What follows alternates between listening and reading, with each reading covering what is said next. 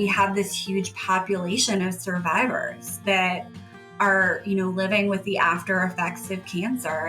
And we need to do research on what's happening to those people and how to help them live, long, amazing lives. Welcome to Believe in Progress, the American Association for Cancer Research Foundation podcast. Join us and be inspired by the incredible stories of those who have faced cancer with strength and resilience, and the medical professionals who are working tirelessly to find new treatments and ultimately a cure. Believe in Progress isn't just about the science of cancer. It's about the human side of this disease. Together, we can make progress in the fight against cancer and bring hope to those who need it most. Sarah Happy is 38 years old and lives in Michigan with her husband Noah and her two dogs Hugo and Nancy. She currently works for HBR, a consulting firm that works exclusively with law firms and corporate law departments. Sarah has a law degree from the Temple University Beasley School of Law and a bachelor's degree from the University of Michigan. Sarah has over 10 years of experience in the legal industry and has worked with law firms, government agencies, and academic institutions to implement initiatives related to data analysis, practice optimization, and digital transformation of legal processes. By the age of 25, Sarah Happy had survived not one, but two types of cancer, lymphoma and cervical cancer. After her lymphoma diagnosis in 2007, the aspiring lawyer began a 6-month regimen of chemotherapy, followed by 2 months of radiation therapy. After her treatment was completed, there was no trace of cancer. In 2009, a routine Pap test came back abnormal. The subsequent biopsy performed the day before her move to Philadelphia for law school found early-stage cervical cancer. She quickly underwent surgery to remove the cancer and finally moved to Philadelphia shortly after to begin school. 6 months later, however, the cervical cancer returned. After another operation, Sarah was once again declared free of cancer. Since then, she has been monitored closely and reports that the cancer has not returned. Cancer, however, remains an ever-present element in Sarah's life. The side effects of her treatments include chronic pain, lymphedema, and radiation fibrosis. Her experience with physicians skilled in cancer survivorship issues have convinced her of the importance of research. In 2017, she became an AACR Foundation ambassador, joining the Runners for Research team and speaking on behalf of the AACR at public events. Sarah, welcome to Believe in Progress, the AACR Foundation podcast. So great to see you. It's good to see you, Mitch. Thanks for having me, and I'm really excited to be here. Awesome. So, Sarah, you and I have known each other for a while, and you have been like a great ambassador for AACR. And we miss you and Noah terribly here in Philadelphia, but know that you're doing some important things in Michigan. Tell us how things are going, and how you're feeling these days, and would love to hear a little bit about what's happening right now in your life. So things are going okay. We survived 2023, which was a very interesting year. I am in Michigan because both of my parents were diagnosed with different illnesses. So my mom has Parkinson's, my dad had some heart problems. And unfortunately, we lost my dad last year, which was hard. Very sorry to hear that. Thank you. But, I have a wonderful job. I have an amazing support system. And actually, Mitch, in my intro, you talked about how important it is that people know about survivorship and know how to take care of themselves after cancer. And I can't believe the timing of this, but the day before my dad passed, I actually found out that I had a cancerous mole on my chest. So I had that removed last year. They got all of the cancer. It's a side effect of my radiation therapy. So almost 15 years later, I'm still kind of living with the after effects of the treatment that saved my life. But I'm lucky. I have doctors that support me, that follow these things, that catch them early, and I'm doing fine. And, we're happy to start a new year and be here in Michigan with family. And I'm just trying to enjoy my job and my husband and our life. Where were you when, like, you were first diagnosed with cancer? Were you in Michigan at the time? I was in Michigan. Mhm. So I had just graduated from undergrad like 3 weeks earlier. So I was still here. I hadn't, I had just applied to law school. So I was still kind of in that process. Can you tell us a little bit about your mental state when you find out that you have a cancer diagnosis? You're just stunned, right? I think it's a stunned feeling because you don't, especially at my age, I was 22. You don't ever think it would happen to you.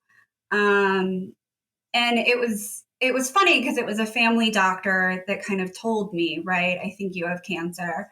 And I had him actually call my mom because I didn't think she would believe me. It was so out there. Yeah. Um, and so, you're stunned, and then very quickly you start to, well, you have no choice, right? But to kind of get on board and move along with what you need to do to treat the cancer.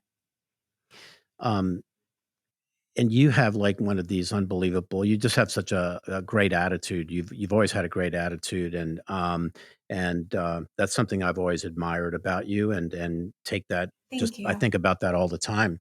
Um, then you were diagnosed with cervical cancer, right? T how do you, like, keep your attitude so positive? I mean, not everybody is like that. Not everybody has a positive attitude like that. And so if there's a message that you could send to people, about your own experience, could let's talk a little bit about that. So I think, one of the things that keeps me positive is knowing that in a lot of ways I'm really lucky. Especially, with the cervical cancer diagnosis, because when you're in cancer treatment, you spend a lot of time with other cancer patients and radiation. You're there every day. You see the same people, you talk to them. And I knew how lucky I was that despite the fact the treatment was going to be difficult and it was going to change my life, I was going to survive and continue to live a long life, hopefully after that. The other thing is just there's still joy, right? Even when there are horrible things happening, there are still moments where you can find joy and you can find happiness and you can laugh. And, one of the things I did that was ridiculous when I had cancer the first time is I dressed up to go to chemotherapy, like high heels, dresses. I was not looking like I was sick, right? And it became something that I could focus on that was happy and ridiculous. And it was something that, the doctors and the nurses, we would comment and see, what fun, ridiculous thing I could come up with next. And so it was still just finding that joy in these awful moments. Because at the end of the day, I had to get through it too, right? It's not just being happy for other people around me or being positive for people around me. I have to live with myself and I have to get through the experience. And so, you know, I wanted to just continue to find happiness and joy where I could. That being said, I will say there are definitely moments that are not joyful. Yeah, I'm There are sure. definitely moments where you're sad and, you feel like things are never going to be okay again. And there's a lot of grief. But I also didn't deny those feelings or those moments either, right? How has cancer changed your life? How's the battle with cancer changed your life? And you're still, I remember when we first met, and you just had this, like, great attitude, and yet, something else popped up and there was another issue and you just kept, like, taking it head on. That's really it was inspiring to me to make sure that I do my best and, not worry about little things that perhaps might bother me. So can you talk a little bit about that? I mean, it's pretty amazing. So, I'll start with the obvious ways that cancer has changed my life, right? Cancer has, taken a lot from me. There's a lot of grieving that I'm going to do about things that I've lost. I'm never going to be healthy again. I will be chronically ill for the rest of my life. I probably will continue to have cancer because of the treatment that I've received. Having kids for my husband and I is going to forever be a challenge, right? I will never be able to carry my own children. But the other side of that is I think it's the people that I've met along the way that really, bring a lot of joy. I've been open, and by being open, other people have shared their experiences with me and opened themselves up to me. And I've learned a lot about life for 38, and I've shared a lot of experiences with really amazing people, both people that are still here and people that aren't here.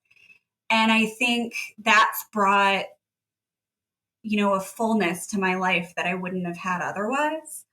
I've also found my people, so to speak. I think my husband, Hmm. and he is the most amazing partner through all of this. And I appreciate him so much for everything that we've been through together, the positive stuff and, all the difficult stuff. So I think there's just a fullness to my life that maybe wouldn't have been there otherwise. Probably really important to have a caregiver like that, like Noah. That's so It is. so impactful for you. But it's probably also taught you, as you talked a little bit about your mom and dad, how you are a caregiver now as well, right? Yeah, and it's, being a caregiver is a whole other part of cancer treatment, Hmm. right? And I think even before my parents got sick, I recognized that that was a piece of it that was hard in ways that was totally different from what it was hard for me, right? Because I can always do something. I can go to the treatments, I can actively fight the cancer, I can do all of these things. And a caretaker has to kind of sit by and sit in this really uncomfortable place with you. And there's not a lot they can do. And so you appreciate those people. It's really a special person that can sit with you in those really uncomfortable places. And as a caregiver for my parents, even knowing that going into it, it's been really hard that I can't fix it, right? I can't fix what my mom is going through. I couldn't fix what was happening to my dad, and I just had to kind of sit with them in those moments. And that's hard. Yeah, I bet. I bet. So, law school, Temple University brought you to Philadelphia, which is probably, Yep. one of the greatest things that's happened to the ACR, having you move to Philadelphia. Well, why Temple? Why Philly? Just kind of curious. What was your motivation for that? So I came to Temple because I got a full scholarship. Oh, that's a good reason. Um, yes, which was a very, very good reason. But I stayed in Philly because I love the city. So I moved to Philly, and then a year later, my husband followed me out to Philly. And it's just one of our favorite places in the whole world. We still miss Philly every day. We lived in South Philly. We loved our little neighborhood. We loved that we knew, the people that worked at the grocery store. And, I had a little family at my nail salon, and all the restaurants knew our dogs. And people would come out and bring them out dog bones. It's just, Yeah, is Noah from Michigan? yeah, Okay, yeah. I didn't know So that. he grew up, well, he's my best friend's older brother, Mitch. So I've I didn't know known that either. Noah since I was, yes. So Okay. I have known Noah since I was 14 years Oh, old. wow. Wow. And actually, it's an amazing story. His sister is my best friend. Her name is also Sarah. And we've been friends since we were in middle school. And one of the reasons that we came back to Michigan is that Sarah's husband had bladder cancer. Oh, boy. He was 37 years old, stage 4 bladder cancer. And unfortunately, like right as the pandemic was happening, we lost John. Hmm. I'm So very they sorry were to hear that. married for, thank you. They were married for, 2 years. And, but it was just this like, you think about the universe and fate and all of those things to bring the four of us together, right? People that had known each other their whole lives and had this amazing family connection, kind of walking this weird path on cancer together. Yeah. I was grateful that I could be there for Sarah and John, and that, we could support the four of us each other. Yeah. Because we were living through these kind of common experiences. I can't pinpoint like the moment we met and how you got involved with AACR. It might have been through one of our staff members, might have been Danielle actually. But could you tell us and talk a little bit about why you decided to volunteer for AACR, why you decided to raise money for AACR, and then part two of that would be, in your mind, the importance of cancer research and the kind of work that we do. So I think there were two reasons that I have worked with AACR and stayed involved in AACR. I mean, and the original reason I wanted to work with you guys is because of your mission, right? You support cancer research. That's the stuff that's going to really have an impact on patients. The support of that you guys give to the researchers, the doctors, the people doing the work is incredible. And you actually see the impact, right? So, good examples are going to the fundraisers and knowing exactly, whose work the money you're raising is going to, right? I came to one of the events, and the doctor you were featuring, that was, going to be given the money, was my brain surgeon. So time out. Party with a Purpose is the name of the event. Yes, and Party with a Purpose. Nobody knows this, but you and I. But that doctor, his name is Dr. John Lee at the University of Pennsylvania. He was my surgeon as well. Because I wasn't going to call that out. I was going to let you do it. I'll let it fly. That's such a small world. It's unbelievable. And, he was phenomenal. We were so happy that you actually came to that event, and we were so happy we could honor Dr. Lee, because he's an amazing neurosurgeon. Amazing. So you came to that event. You believe in research. Continue on that. So the other reason, though, that I stayed working with AACR is because you guys are amazing. The people that work for AACR are wonderful and committed and funny and just amazing to be around. So that's part of the reason. But, cancer research is what is going to improve the lives of patients, and it's what's going to save the lives of patients, right? I think the work that has even been done in the last few years, and, this was kind of, I think, highlighted at one of the annual meetings, is this work in early diagnosis, right? Early detection, early diagnosis. Research being done to find cancer before it reaches a point where it's not treatable anymore. Research, I'm currently benefiting from research that's being done on survivorship, right? So I'm taking medication that, they're doing research because they think it's going to improve my radiation fibrosis. Right.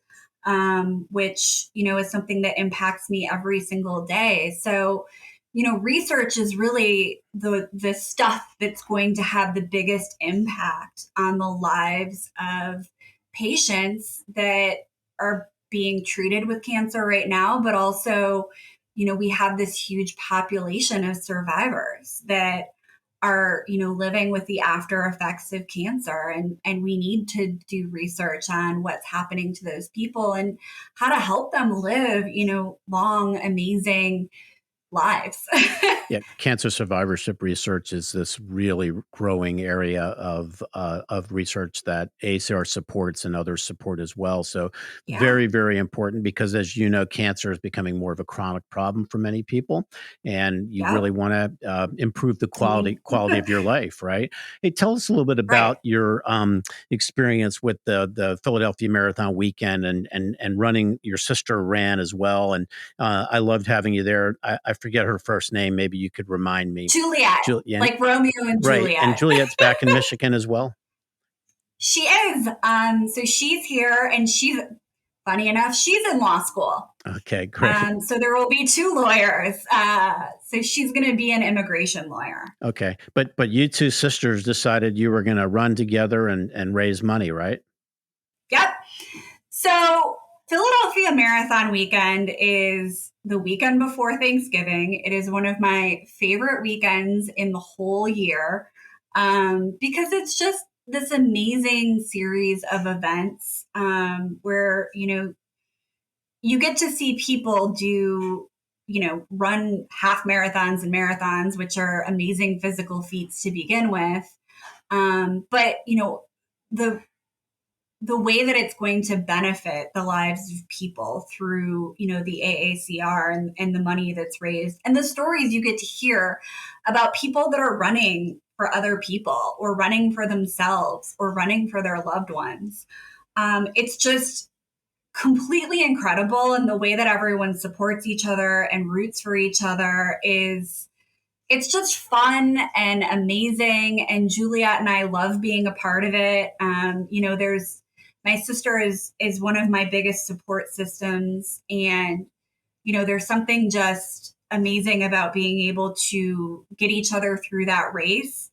Like we've gotten each other through, this experience that really has impacted my whole family. Yeah, I think because wasn't that her first run? Was it like wasn't that one of her like she hadn't run that distance? I think, and She had right, never been a runner right. until she started running with me for AACR. Yeah, so you motivated her, and she did it. I was like pretty amazing, pretty amazing. So She's amazing, but yeah, it was. well, I think it was like enlightening to me and fun to see the two sisters together and then also I remember being with Noah at the finish line, and I don't know if both dogs were there, but one of the dogs for sure was there at the finish line. Hugo was there. Hugo was there, and sure enough, when you crossed the line, there was this great embrace with your husband and Hugo, and that to me was so gratifying and so awesome. So I applaud you guys on that. Um, let me ask you. Do you remember the experience when I don't know if I don't think she was the first lady, Jill Biden, Dr. Jill Biden, but you shared a Yep, she podium. wasn't. Yeah, but you shared a podium with her here in Philadelphia, and we were Yep. doing an educational seminar with the public television station here. What was that experience like being with Dr. Biden and talking a little bit about your experience? It was great because she's so warm and she's so kind. And, it was great to be able to share my experience as part of like a larger, discussion about cancer because, as a survivor, I have a different perspective. And it's amazing to be included as part of that discussion. And the Joe Biden actually spoke the first time I came to the annual meeting. Right. And the work that they've done as a family to just make sure that cancer remains in the spotlight and really research that would support, cancer and a cure for cancer. It was just great to be included and she was lovely, really asked about my personal experience. We took a selfie. Nice. You She was were very great. sweet. You did a great Thank job, you. and it was really an amazing day, actually. So tell me about this the HBR Consulting? Yes, HBR And Consulting. so, I know you were doing a lot of training work when you were in Philadelphia. Tell me a bit about Yep. the kind of job you're doing now. So now we work with law firms and corporate law departments on kind of the business of law. Mhm. So one of the things that I focus on is the way that law firms can capitalize on, the data that they have. So, knowledge is what law firms sell, right? The Yep. knowledge of their lawyers that's available through all their systems. And so I work with them to figure out, how to use that knowledge and how to support the firm in the way that they do work more efficiently using that knowledge. And it's fun. It's really, really fun work. And I work with a really amazing group of people. And, that's what makes me love my job every day is the people that I work with. That's awesome. Um, And are you virtual, or do you go into the office, or? I am. No, we are completely virtual. So, the office our headquarters is in Chicago. But my team is all over the country. So two of my colleagues are in Virginia. One of them is out in California. But, we are together every day, here online. Funny enough, I've actually never met them in person since I've been working there. No kidding. Yeah. Yeah. No surprise to me that you're successful in whatever you put your mind to. You're really one of the most amazing and inspiring people I've ever had the opportunity to meet. With a lot of the stuff that's come down the pike for you, you've overcome it, and you keep looking at it with a positive lens. And we're so grateful that you have been an ambassador and continue to be an ambassador for the AACR Foundation and the AACR, and you believe in the mission of research. And I miss seeing you more often, but really happy that you could do this today. And please give your family my best. Give everybody a hug and a kiss, and really look forward to seeing you again back here in Philadelphia, hopefully in the near future. But thank you so much, because this is really, really important to have you involved with us, and having you on this podcast was a kind of a labor of love for us. Yeah, I'm so happy to be here, and I'm so glad we could do it. And I'm putting it out there now, Mitch, that I want to run the half marathon in November. So now that it's out there in the world, I have to do it. Right. So wait, we'll have to get you registered here very soon, and yes. that's great. That's great news. That's great. I mean, so we'll see you in Philadelphia then. Exactly. Right. And now that it's like out in the world, I actually have to do it. This is my way of holding myself accountable. And you have to raise some money too, right? Oh, yeah, no, definitely. Definitely. Thank you so much for giving us some time today, and warm wishes to you and the family, and much success, and stay healthy, and make it a great 23. And now it's going to be a better 23, because we're going to see you in November back here in the city of brotherly love, Philadelphia. It's going to be great. I will be there. Thanks, Sarah. Really appreciate it. Thanks so much. Thank you so much. Once again, thank you to our listeners, supporters, and donors. And remember, your support drives the progress against cancer. Once again, please consider subscribing to our podcast, sharing this episode with a friend, and heading over to our website, aacr.org, to consider making a donation. Thank you for listening to the Believe in Progress, the AACR Foundation podcast. This podcast is produced by CollegeCast. Please visit collegecastpodcast.com for more information. Thanks, Sarah.